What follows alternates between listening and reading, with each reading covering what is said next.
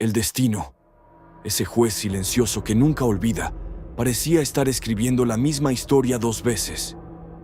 Porque todo empezó mucho antes de aquel tiroteo en las calles de Santiago. Empezó con un hombre llamado José Alberto Tejeda, aunque en el barrio nadie lo conocía por su nombre. Para todos, él era Bebé, el jefe, el líder, el hombre que una vez dominó respeto y miedo por igual. Pero lo que muchos no sabían era que detrás de esa mirada firme y esa voz que imponía autoridad, había un padre, un ser humano cansado de la guerra y un alma que arrastraba culpas que no lo dejaban dormir. Corría el año 2007, cuando un hecho cambiaría su vida para siempre. Una bala perdida, en medio de un enfrentamiento entre grupos, impactó a un niño de apenas 11 años. No fue intencional, pero el daño ya estaba hecho. Bebé, que siempre había sido firme y orgulloso, esa noche lloró como nunca antes, porque al ver ese niño tendido, solo pensó en uno, en su hijo Scory, y entendió que el destino, tarde o temprano, le pasaría factura. Fue apresado, y durante su tiempo en prisión, el silencio se volvió su juez y su castigo. Cada noche recordaba aquella mirada inocente del niño herido, y esas imágenes lo perseguían más que las rejas o los guardias. Ahí, en medio de 4 paredes frías, tomó una decisión que pocos creyeron posible: cambiar. Si quiero ver crecer a mi hijo, tengo que salir de esto, se repetía. Ya no quería ser el líder del barrio. Quería ser el padre que Scory necesitaba. Desde la cárcel, le envió una carta a su hijo. Decía: Scory, vive como quieras. Sé lo que tú quieras, pero nunca elijas la vida que yo elegí. No hay gloria en ella, solo sombras. Palabras que parecían una súplica al destino. Pero afuera, el mundo no se detenía. Los bandos seguían activos, los barrios divididos, y el nombre de Bebé seguía pesando como un símbolo. Era difícil escapar cuando eras la suprema, cuando los tuyos aún te veían como el faro de una causa. Y más aún cuando tu visión no era de guerra, sino de unión.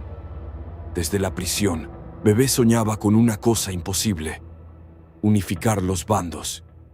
Que los trinitarios, los de la 42 y las demás naciones dejaran de verse como enemigos. Si nos unimos, seremos invencibles, decía. Pero muchos dentro de su propio grupo lo veían como una traición. Y en ese silencio comenzó a tejerse su destino. Salió en libertad en el año 2009. El aire libre olía diferente, más dulce. Y por un tiempo, Bebé pareció encontrar paz.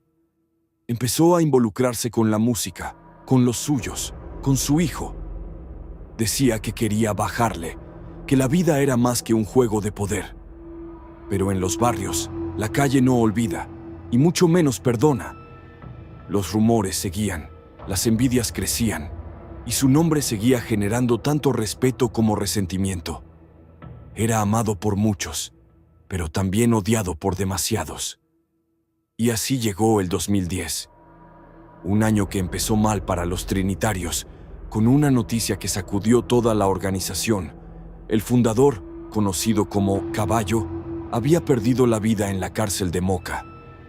Los rumores corrían como fuego en papel, que fue envenenado, que lo golpearon, que Bebé tuvo algo que ver. Nadie sabía la verdad, pero todos tenían una teoría. 3 semanas después, en medio de esa tensión, el destino volvería a escribir con tinta trágica. Era sábado 30 de enero de 2010. Bebé estaba en un colmadón de Pueblo Nuevo, en Santiago. Reía, bebía, hablaba con los suyos. Era el jefe, el hombre respetado. Todos lo saludaban con admiración. Usted es la máxima, jefe. Usted es el hombre. Pero mientras brindaba, la noche ya estaba escribiendo su despedida. Una jipeta con vidrios ahumados se detuvo frente al colmadón. No hubo aviso, no hubo palabra. Solo una lluvia de plomazos que retumbaron como truenos.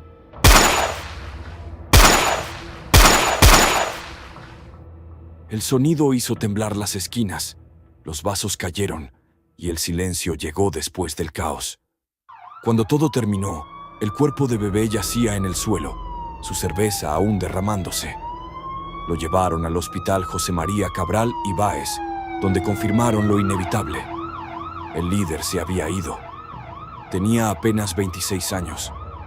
Dejaba atrás un legado y un niño de tan solo 8 años, que ese día perdió más que un padre. Perdió su guía, su ejemplo y su advertencia. Los trinitarios lo despidieron con lágrimas y promesas. Juraron cuidar a su hijo.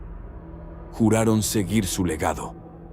Pero nadie sabía que el destino, caprichoso y cruel, guardaba una última jugada. Porque ese mismo niño, Scori, crecería viendo la sombra de su padre en cada esquina, escuchando las historias del hombre que lo mandaron a dormir siendo una leyenda. Y sin darse cuenta, comenzaría a caminar el mismo camino que su padre le rogó no seguir. Altivo, Scori, no siga la vida que cogí. Elige la vida que tú quieras, pero no esa. Ya ustedes saben, yo patria y libertad. ¿Coincidencia o herencia maldita? Eso lo descubriremos. En las calles dominicanas y de Nueva York, la vida nunca ha sido fácil para un niño que nace entre el ruido, los códigos y los callejones donde la esperanza parece perderse. Y para Scori, esa dificultad empezó desde su primer respiro. Era un escenario donde la inocencia no duraba mucho y donde los sueños se marchitaban rápido. Scori creció con la sombra de su padre, bebé, siempre presente, aunque él ya no estaba. Lo veía como un héroe inmortal, como un hombre que imponía respeto en cada esquina. A veces, mientras jugaba con una pelota vieja en el callejón, los vecinos le decían: «Tu papá fue una máxima, un patriota, un hombre que luchaba por los suyos». Y esas palabras se quedaban grabadas en su mente. En su inocencia, pensaba que su padre había sido un guerrero de la justicia, alguien que peleó por los débiles. Pero lo que nadie le explicó era que el verdadero patriota no es el que empuña poder, sino el que empuña conocimiento. El verdadero guerrero, como Juan Pablo Duarte, Félix Sánchez, Juan Luis Guerra o Jack Veneno, no se hace en las esquinas, sino en los libros, en las aulas, en la disciplina. El verdadero héroe es quien decide escapar de la calle, no quedarse en ella. Tal vez cuando bebé entendió eso, ya era demasiado tarde, porque su historia terminó antes de poder enseñar esa lección. Y su hijo estaba repitiendo el mismo libreto. Desde pequeño, Scori sentía ese vacío. Veía a los demás con sus padres y por dentro se preguntaba por qué el suyo no estaba. Cada vez que escuchaba una historia de bebé, su pecho se llenaba de orgullo, pero también de rabia. Una mezcla peligrosa que el tiempo convirtió en gasolina. En la escuela, se destacaba al principio, pero poco a poco su comportamiento cambió. Los maestros veían en él un brillo distinto, un fuego que, si no se controlaba, podía quemar todo a su paso. Y así fue. El niño alegre, risueño, comenzó a transformarse en un joven temerario, con la mirada firme y el ego encendido. No pasaba mucho tiempo para que la gente dijera: «Ese muchacho tiene el mismo carácter de su papá». Y a Scori le gustaba escuchar eso. Empezó a sentir poder, a caminar con el pecho inflado, a disfrutar del respeto que su apellido le daba. Las calles lo miraban con curiosidad, los jóvenes lo buscaban, querían estar con él. Y así fue como comenzó a mezclarse en el mismo mundo del que su padre intentó sacarlo. Aprendió lo que no debía. Empezó a experimentar cosas prohibidas, a moverse con los que no temían nada. En su piel, poco a poco aparecieron tatuajes que hablaban de lealtad, códigos y respeto. Era su manera de decirle al mundo quién era o quién creía que debía ser. Pero el respeto que se consigue en la calle no dura mucho. Las deportaciones, las expulsiones escolares, los problemas con la ley empezaron a ser parte de su vida. Cada caída lo hacía más rebelde, cada error más terco, y cada noche su madre lloraba en silencio, sin saber cómo detener lo inevitable. Ella lo aconsejaba, lo abrazaba, le rogaba: no salgas, quédate en casa. Pero Scotty ya tenía otra casa, la esquina. En un intento desesperado por alejarlo del peligro, su abuela trató de inscribirlo en deportes. Primero en béisbol, luego en baloncesto. Por un tiempo, parecía funcionar. Cuando jugaba, su sonrisa regresaba. Parecía el niño que alguna vez fue. Pero el barrio lo llamaba, y Scotty no sabía ignorar ese llamado.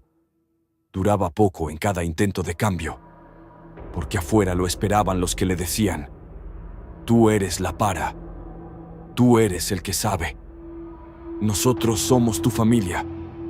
Palabras peligrosas, porque en el mundo de la calle, la palabra amigo pesa poco y la palabra lealtad se ha vuelto un lujo que pocos entienden. Pero Scotty no lo sabía. Pensaba que esos muchachos realmente lo querían, que eran su escudo, su apoyo, su sangre. Y así, noche tras noche, escapaba por la ventana mientras su madre creía que dormía.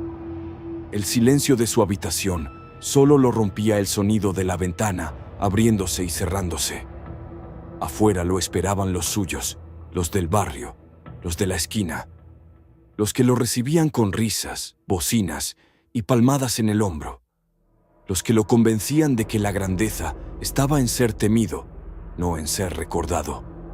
La historia de Scotty apenas comenzaba, pero el guión ya estaba escrito desde antes de que él naciera, porque hay destinos que parecen heredarse y caminos que, aunque te adviertan 1000 veces, terminas caminando igual. Y en esas calles, donde alguna vez su padre fue una leyenda, el hijo del bebé empezaba a escribir su propio capítulo. Uno que, sin saberlo, terminaría donde todo comenzó. En la misma esquina, bajo las mismas luces, en el mismo barrio que lo vio crecer. Los días pasaban, y del pequeño Scotty que alguna vez corría descalzo detrás de una pelota, quedaba muy poco. Su madre lo veía con tristeza, con ese dolor que no se puede explicar, porque no hay nada más desesperante que ver a tu hijo alejarse del bien sin poder detenerlo. Cada tarde, ella repetía la misma frase: no salgas, mi hijo, quédate aquí.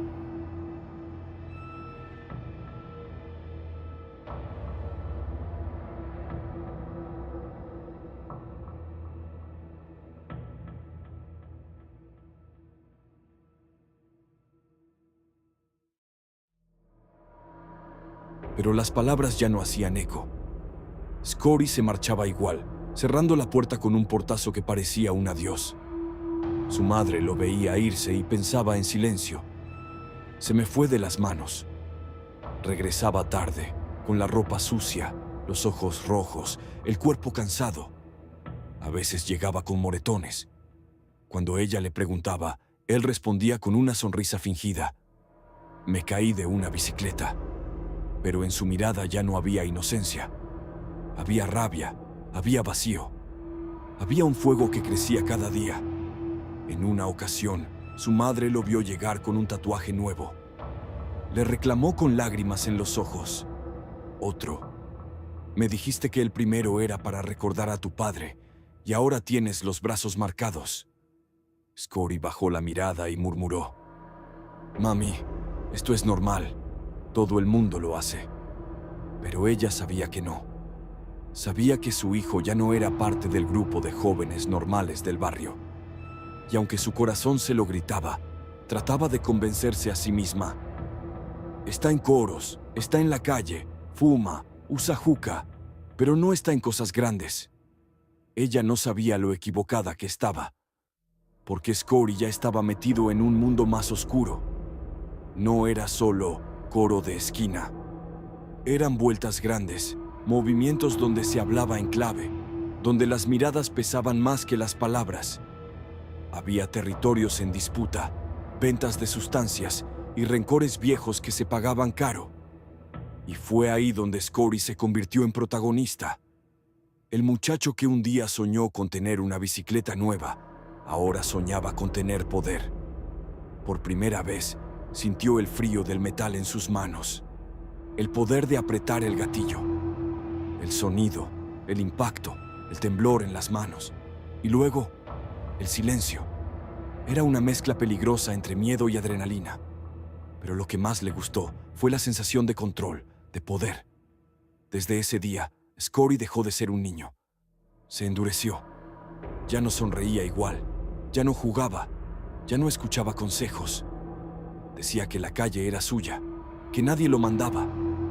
Y cada vez que caminaba, los demás lo miraban con respeto o con miedo. Para él era lo mismo.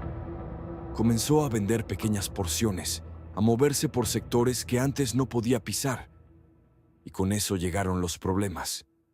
Porque en la calle, donde hay dinero y poder, también hay enemigos. Las guerras por territorio no tardaron en estallar. Bloques contra bloques. Calles divididas por lealtades. Amistades que se rompían con una sola mirada. Scotty estaba en el centro de todo eso. Ya no había vuelta atrás. El ruido de los motores, las bocinas, los gritos y los rumores lo seguían a donde fuera. El ruido de la calle era tan fuerte que ya no podía escuchar la voz de su madre, ni la voz de su padre que aún resonaba en su mente, diciendo: Scotty, no siga la vida que cogí. Elige la vida que tú quieras, pero no esa. Ya ustedes saben, yo patria y libertad. Hijo, no repitas mi historia. Escoge otro destino. Pero el eco de esos consejos se fue perdiendo. Porque afuera, los amigos le decían otra cosa. Tú serás más grande que tu papá. Tienes sangre de guerrero. El respeto se gana con fuego. Y Scotty, sin darse cuenta, empezó a creerlo. Empezó a sentirse invencible, intocable, como si el destino no pudiera alcanzarlo. No sabía que, detrás de esas palabras, se escondía el mismo engaño que atrapó a su padre años atrás. Así es como el mal disfraza sus promesas, con brillo, con poder, con respeto falso.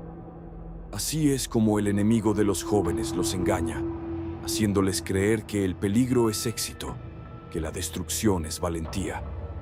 Y cuando quieren darse cuenta, ya están en el fondo del abismo. La madre de Scotty ya no dormía. Esperaba las madrugadas con el corazón acelerado, orando para que su hijo regresara. A veces lo escuchaba llegar, cerrar la puerta y entrar a su cuarto sin decir palabra. Y el muchacho que ahora caminaba por las calles, con la mirada firme y el alma vacía, no sabía que, poco a poco, estaba escribiendo el mismo final, el mismo que su padre había vivido 15 años atrás.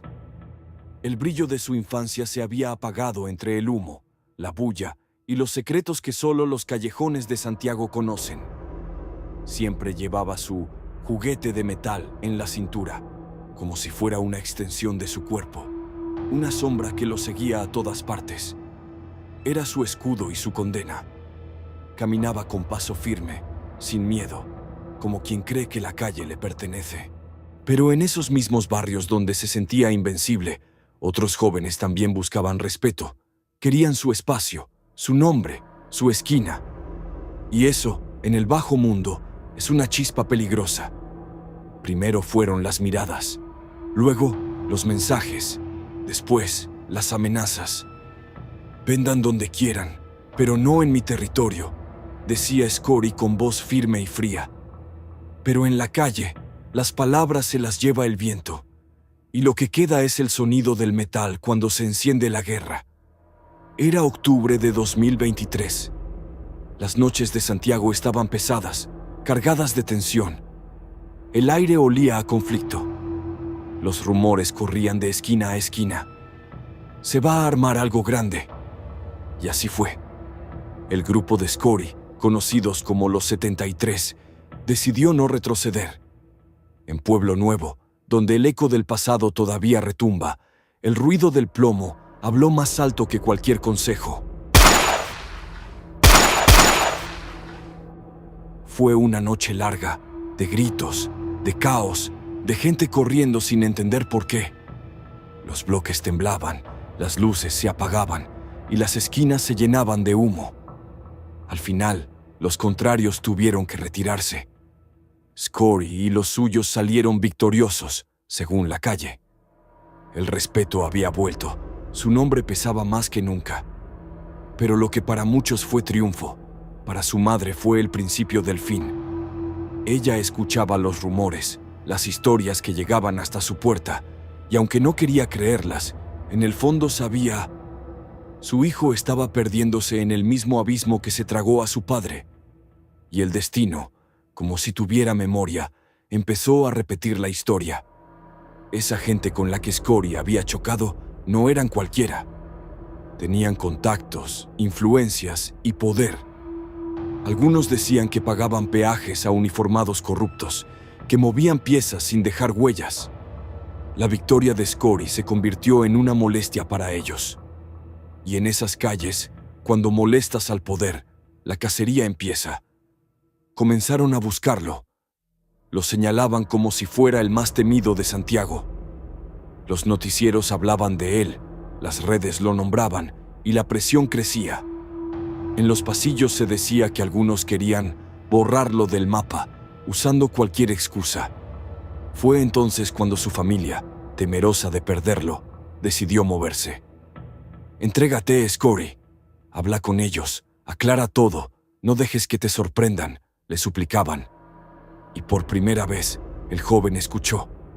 Prepararon la escena, hablaron con las autoridades y lo entregaron públicamente.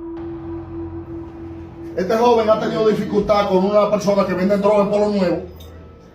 Anterior, hace 6 meses, él tuvo un problema con ellos, que se oponía a que ellos vendieran droga allá en Polo Nuevo, que le vendieran droga a los niños y le vendieran droga, se opuso.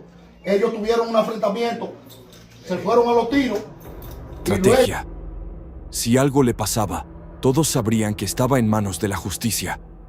Fue una jugada inteligente, una forma de decir, si me tocan, el país sabrá. Pasaron los días, los interrogatorios, las audiencias. Pero al final no había pruebas firmes y el joven fue puesto en libertad.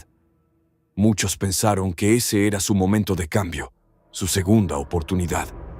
Pero Scory no lo entendió así. Al contrario, lo vio como una señal de poder. Salí porque soy fuerte, porque ellos saben quién soy, decía con orgullo. Volvió a las calles, a su esquina, al ruido. Los contrarios seguían al acecho, pero él no se escondía. Creía que el miedo no existía, que él y los suyos eran intocables. Sin saberlo, estaba escribiendo su propia destrucción. El 2024 llegó cargado de tensión, de alianzas rotas, de traiciones disfrazadas de amistad. Y Scory, ciego por el orgullo, no entendía que la calle no tiene memoria, que un día te aplaude y al otro te borra. Mientras caminaba por su barrio, con la mirada fría y los sueños rotos, muchos lo miraban con respeto. El joven Scory seguía creyendo que dominaba su destino, sin saber que el destino ya lo había marcado desde el primer día en que decidió seguir los pasos de su padre. El calendario marcaba el año 2025 y las calles de Santiago estaban más calientes que nunca. Los días se habían vuelto una constante tensión entre bloques, entre nombres, entre territorios. Y ahí, en medio de todo, estaba Scory, un joven de apenas 23 años, con un respeto ganado a fuerza de calle, de historia, de apellido, pero también de errores. Scory lo sabía. En la calle, dormir es perder. Tenía enemigos en todos lados, gente que envidiaba su nombre, su control, sus esquinas. Y lo peor, querían quitárselo todo. Muchos intentaban vender en su zona, otros querían simplemente verlo caer. La guerra seguía viva. Los contrarios se tiraban a su bloque, hacían daño, atracaban gente inocente, le quitaban celulares y cadenas, solo para dejar el rumor de que eso fue Scory. Querían ensuciar su nombre, hacerlo ver como el villano de su propio barrio. Pero Scory no se quedaba callado. Respondía con la misma moneda. Iba al territorio contrario, se metía con los suyos, Les quitaba teléfonos, calentaba el bloque, como decía. Una guerra donde ya ni la policía se atrevía a intervenir, porque sabían que cualquier paso en falso podía dejarlos mal parados. La historia de Scotty ya estaba marcada. Él mismo se había entregado tiempo atrás, diciendo en los medios que lo perseguían injustamente, que lo querían sacar del medio para abrir paso a los vendedores de su zona. Así que, si algo le pasaba, muchos sabían a quién mirar. Por eso, nadie quería meter la mano. Los enfrentamientos se volvieron costumbre. Cada semana había heridos. Cada esquina tenía su historia. Scotty, con su corillo, seguía firme. Hasta hacía lives en TikTok, burlándose de sus rivales. Ellos saben lo que tengo, decía riendo frente a la cámara. No se atreven a venir cuando yo estoy, porque saben que tengo los juguetes pesados. Era joven, temerario, creyendo que la vida era un juego. Pero no entendía que la verdadera razón por la que seguía con vida no era su rapidez, ni su inteligencia de calle. Era la misericordia de Dios que todavía lo estaba esperando. Vengan.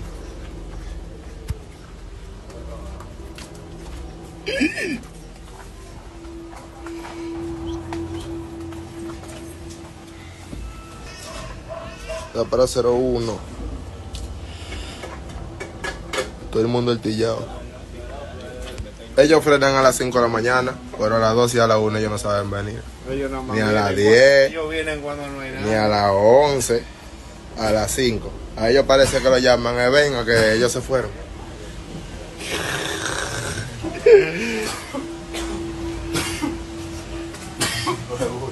Ellos se fueron. Y que bajen ya. A finales de agosto de 2025, los contrarios decidieron dar su golpe. Se tiraron a su bloque sin avisar. El aire se volvió denso. Las esquinas callaron. Y de repente, el sonido del metal rompió el silencio. Scotty, en medio del humo, respondió con valentía. Sacó su juguete y devolvió fuego. El corazón le latía tan fuerte que apenas sentía el dolor.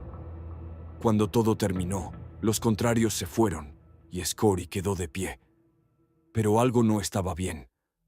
Una sensación extraña le recorría el cuerpo. Se tocó el costado y vio la sangre. Lo habían alcanzado.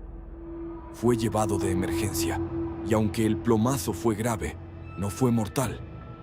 La suerte, o quizás el cielo, le dio una oportunidad más. Durante su recuperación, los amigos iban a visitarlo. «Tranquilo, que pronto te desquitas», le decían. Y él, con una sonrisa cansada, respondía: «No te apures, que yo me encargo. Llueva o truene, la mala no muere». Su madre lo miraba con lágrimas en los ojos.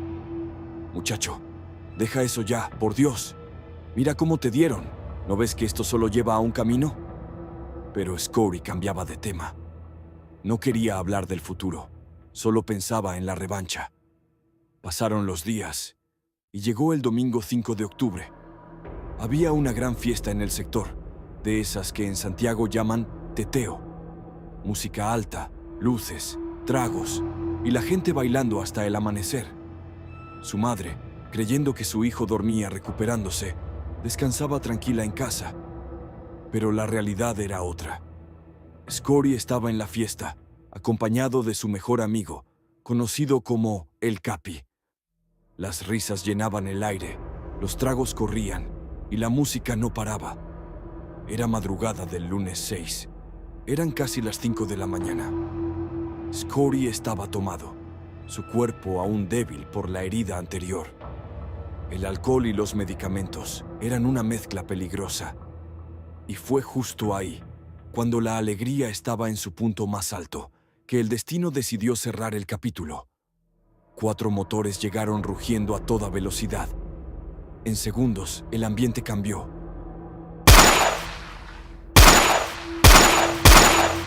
El eco de los plomazos se mezcló con los gritos, los pasos, el miedo. En el suelo quedaron Scotty y su amigo, el Capi. En las mismas calles donde 15 años atrás Había caído su padre. La noticia corrió rápido. Las redes explotaron. Otra tragedia en Santiago. Santiago es tierra de nadie. Una más, y nadie hace nada. Para muchos fue solo otra noticia, pero para los que conocían la historia, fue un golpe en el alma. Era la repetición de un ciclo, una cadena que parecía no tener fin. ¿De qué vale el respeto si termina en lágrimas? ¿Qué sentido tiene ser temido si al final todos terminan en la misma tierra? ¿De qué sirve decir que eres sangre, trinitario, king o ñeta, si todos son dominicanos, si todos son hermanos? Familia, esta fue la historia de Scori Tejeda. Una historia triste, una historia real. Y aunque el país lo vea como una cifra más, para su madre, para su gente, fue el fin de una vida joven. Más adelante traeremos la historia completa de Bebé y de Caballo.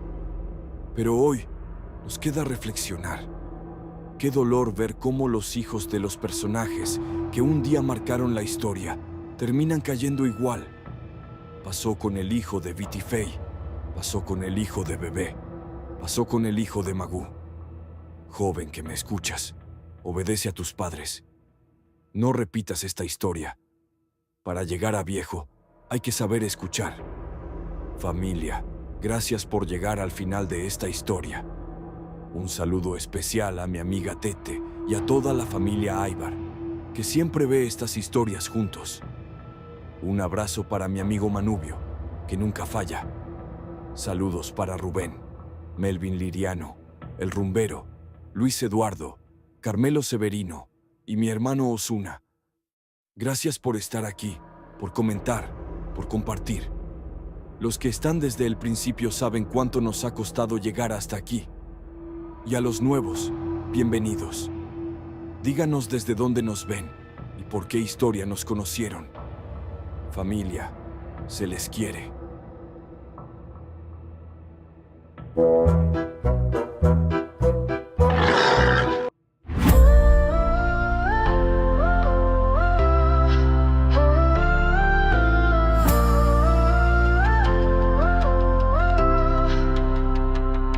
Entre la verdad y el mito, donde las historias cobran vida, relatos dramáticos y sin fin, personajes impactantes te invitan. Aquí se dice la verdad que arde, o el engaño que te atrapa sin piedad, mientras los secretos se desvelan en esta danza sin final.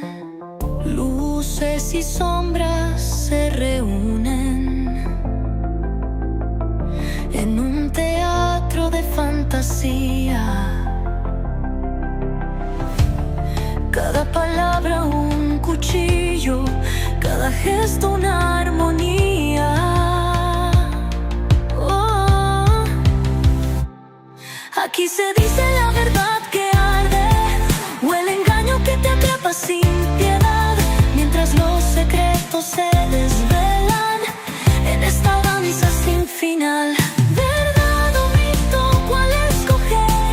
Historias que nos hacen suspirar. Entre el cielo y el infierno vivimos el drama sin cesar.